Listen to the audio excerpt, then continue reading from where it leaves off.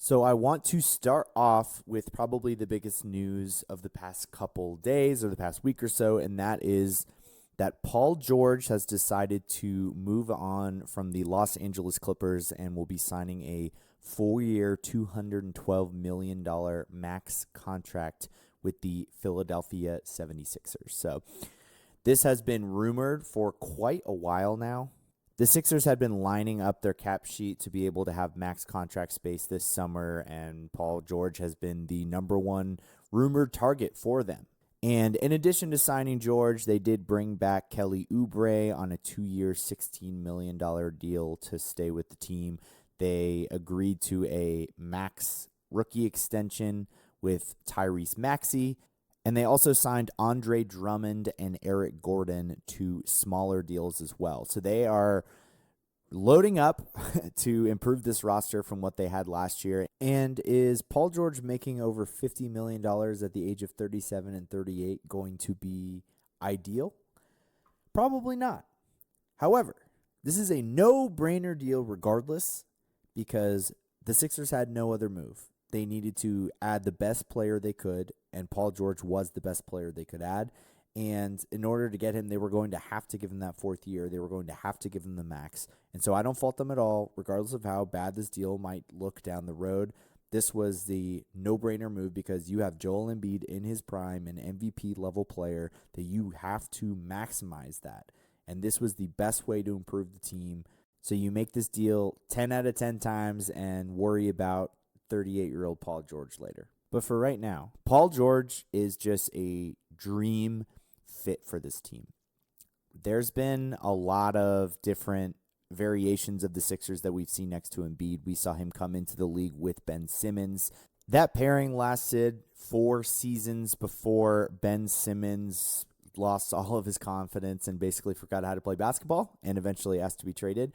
He also had Jimmy Butler next to him for 1 season, though that was a midseason acquisition. They never really got to have a full chance to see what those two could do together before he departed for Miami.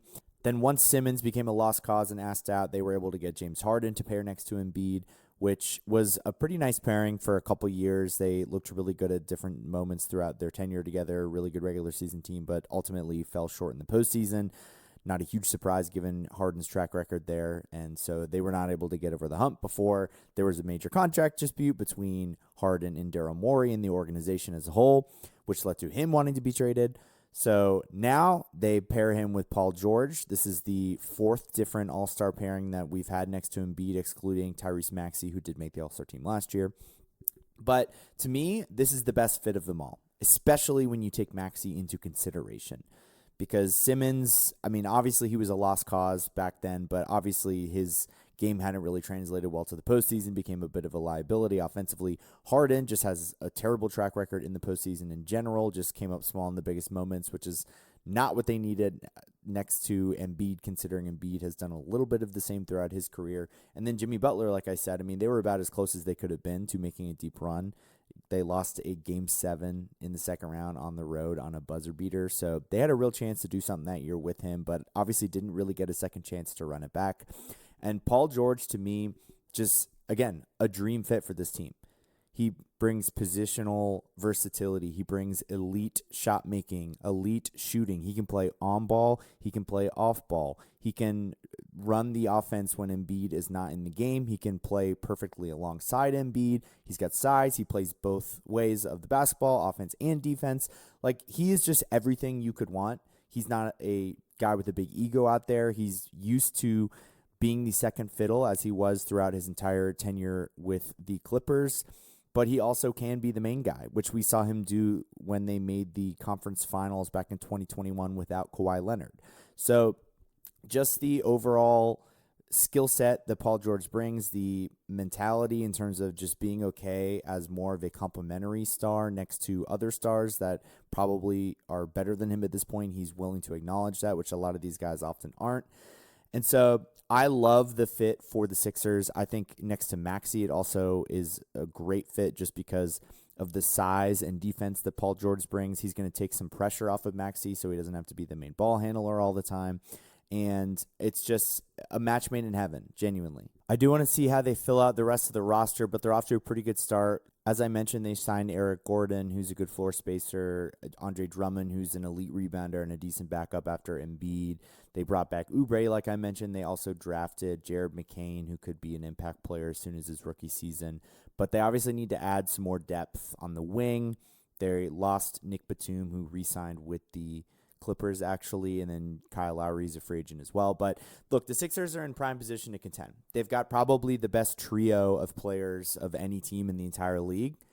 They have an MVP level player in his prime in Joel Embiid, a guy who won MVP 2 years ago and was on track to win back-to-back last season before injuries derailed his season. We have Tyrese Maxey, a guy who had a career year last year. He not only won Most Improved Player, but averaged a career high in points, assists, rebounds, everything across the board, as well as averaged a ridiculous 30 points on good shooting in the postseason. So he's proven to be not only a very good player in general, but a guy whose game does translate to the playoffs alongside Embiid and the rest of this group.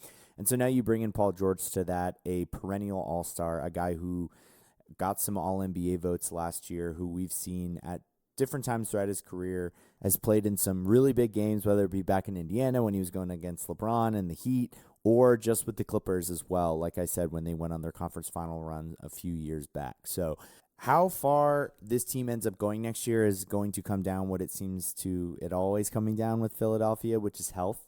I mean, if Embiid is compromised or if he misses time, then they're not going to have much of a shot to contend. If Paul George is compromised or misses time, they're not going to be much better than they were last year when they got bounced in the first round.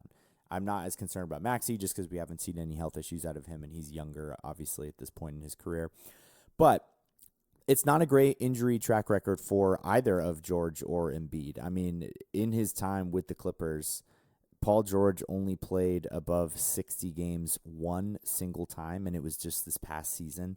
He also missed the entire postseason in 2023. He only played 31 games total in 2022. They missed the playoffs entirely because he also wasn't able to play in their play-in game that year. So he has been wildly injury prone, as has Embiid, for which we've obviously seen over the past couple of years. So ultimately, it's going to come down to health. I'm not worried about the fit. I think Nick Nurse is one of the best coaches in the league. I think he's going to integrate George seamlessly to this group. And so it really is going to come down to health. Can they be healthy when it matters most at the end of the year? And it hasn't been a great bet for them in the past. So I'm not going to shoot them up to like the favorites in the East or anything like that. I think Boston is still the prohibitive favorite, regardless of anything that anyone in the Eastern Conference does at this point, just because of how dominant they looked last year. And then bringing everybody back.